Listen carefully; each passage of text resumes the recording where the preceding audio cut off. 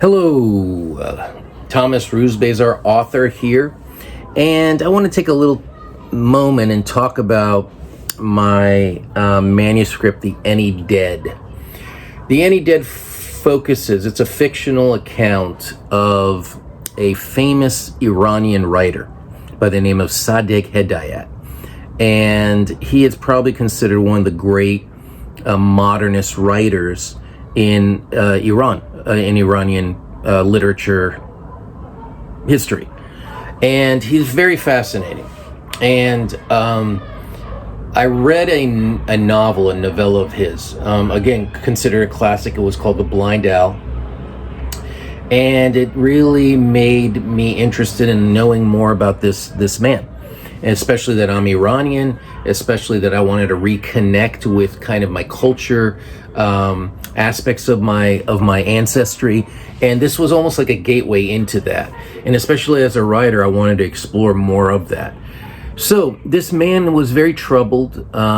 He was kind of torn between the East and the West, meaning, very immersed in Iranian history, especially ancient history, mythology, which I really started to uncover. He went to Paris in the 1920s, and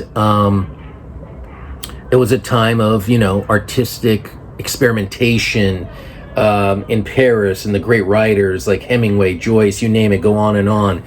And I took that part of his life, 1920s Paris, when he went as a young man in the 20s, and kind of fresh out of Iran. He knew French. He studied French back in Iran, so it wasn't a big shock in that way. But I think culturally it was a shock.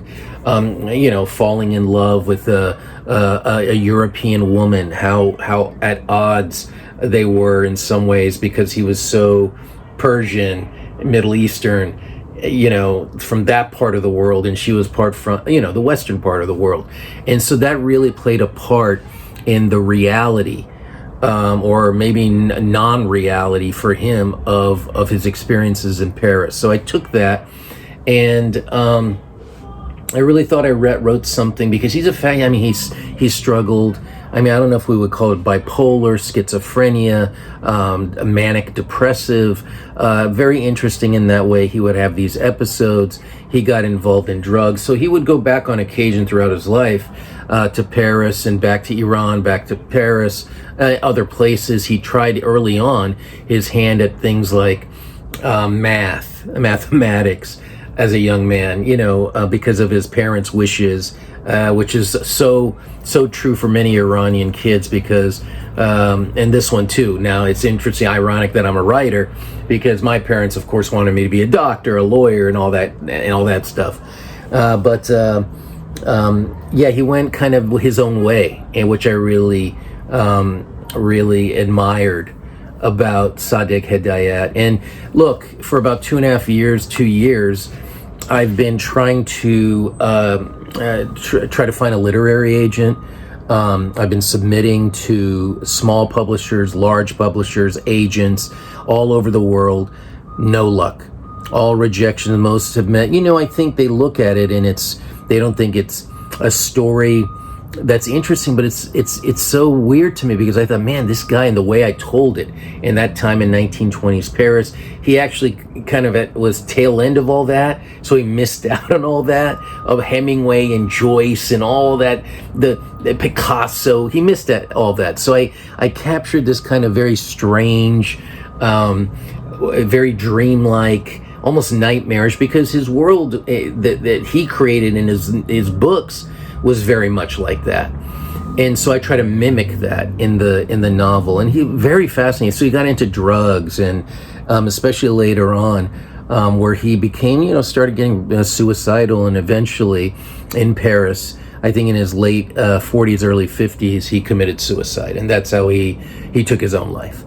Very sad story.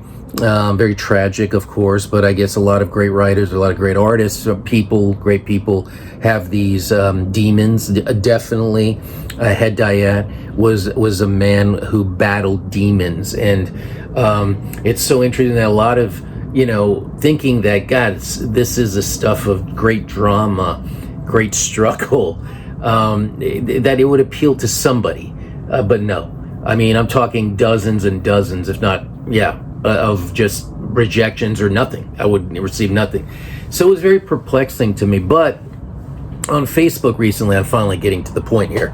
I stumbled across in Iran, in Tehran, there's a Sadegh Hedayat Foundation run by, I believe, a nephew of his.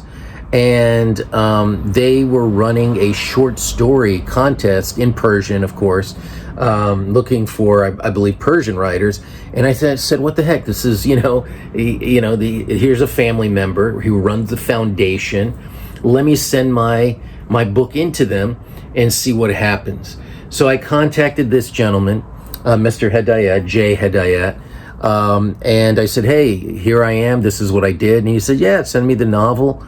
I wrote it in English, of course, but it'll be interesting to see, first off, what, I wrote about, his family member. It's a fictional account. I did my research, and of course, it's fact and fiction. I took creative license with some things, and I'm waiting to hear back. And in my mind, I'm thinking, well, if he really loved it, and there is some kind of, a possibility of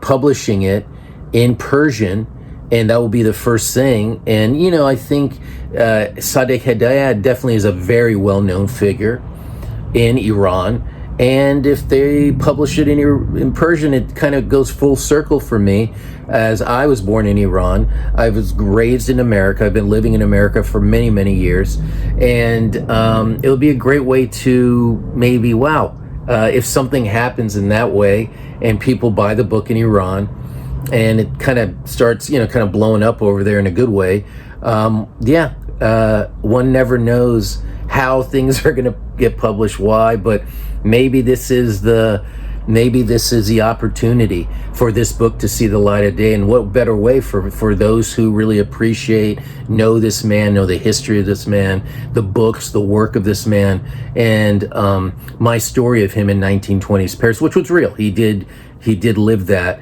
and I took that episode in his life and turned it into a work of creative fiction. So thank you for listening. Let's see what happens. I definitely will let you know. Peace.